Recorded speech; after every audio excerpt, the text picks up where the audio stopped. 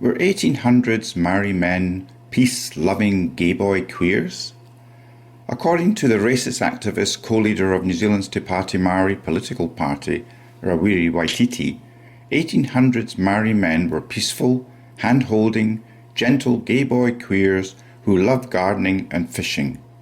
That was at least until the wicked, thieving British colonisers arrived, wreaking havoc amongst the gentle queer natives, destroying their blissful lifestyles and stealing their lands.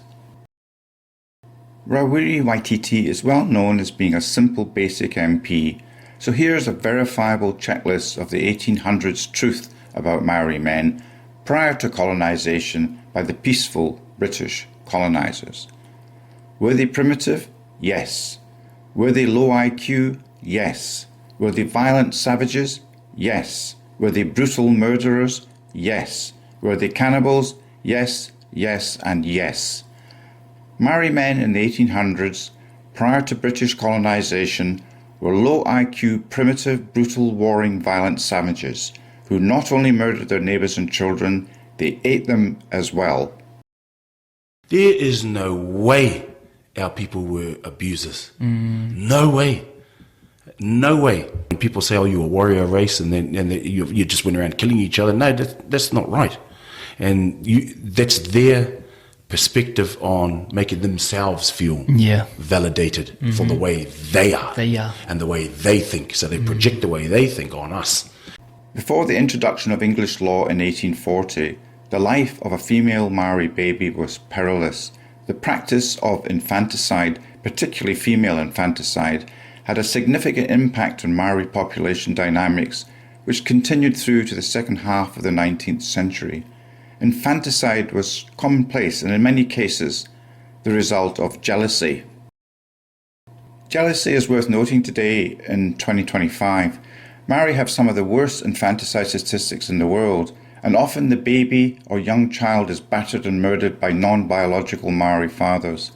Think combo genetics of the warrior gene in conjunction with hereditary low IQ, a perfect storm leading to violence.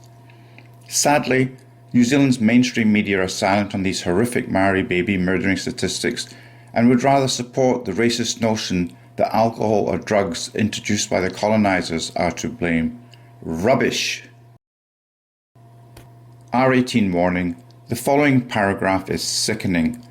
In the 1800s, infanticide was widespread, particularly the killing of baby girls, with four main methods used to murder the infants: compressing the temples, strangulation, drowning, and suffocation. And all of these murders were usually carried out by the mother who had borne the infant for 9 months. A common method of putting these innocent babies to death was by squeezing the nose as soon as they were born. Many Māori women destroyed their babies at birth by crushing the frontal bones of their heads, then putting the child into a basket and throwing them out to sea after. Some Māori mothers considered infanticide a pleasure. Rawiri Waititi. I've heard the statistics, Mr. Chair, that a child dies every 5 weeks. That is absolutely appalling. If I look in the history of my people, not once were warriors, once were gardeners, once were fishermen. There is nowhere in our history where children were treated, abused, and ignored. It is the contrary. Colonisation has had a huge part in the way that our tamariki have been treated. The savage murdering brutality of the 1800s Māori society towards babies did not suddenly end with the Treaty of Waitangi. It continued at a diminishing rate, and today in 2025, Māori baby battering and murder statistics are sadly, for all intents and purposes, still the worst in the world. But discuss these factual truths out in the open and you're called a racist. As discussed in some earlier videos, the primary cause for these horrific Māori baby bashing and murdering statistics is almost certainly the warrior gene in conjunction with low IQ. It's a well-known fact that as one's IQ tends towards the low end of the spectrum, violence tends to increase. There is plenty of verifying international data evidence on this subject, so Google and AI are your best friends. Another factual truth about people who have low IQ is that they don't know that they don't know. The British brought enormous benefits to Māori through a humanitarian colonisation, which introduced great improvements in food, clothing, housing, transport, hygiene, health, law and order, language, property rights, plus the ending of slavery, tribal warfare and cannibalism, which has all combined to extend Māori lifespan from dying in their late 20s to early 30s to now well into their late 70s. But do you ever hear a "thank you so much, colonisers"? Somebody must pay. Somebody must be accountable. And so we need action. There has been no action. There has been no accountability. Who is accountable? Come on, Hikama, we must put the politics aside. Is this our tomorrow? We must prioritise our babies. Kia ora tātou.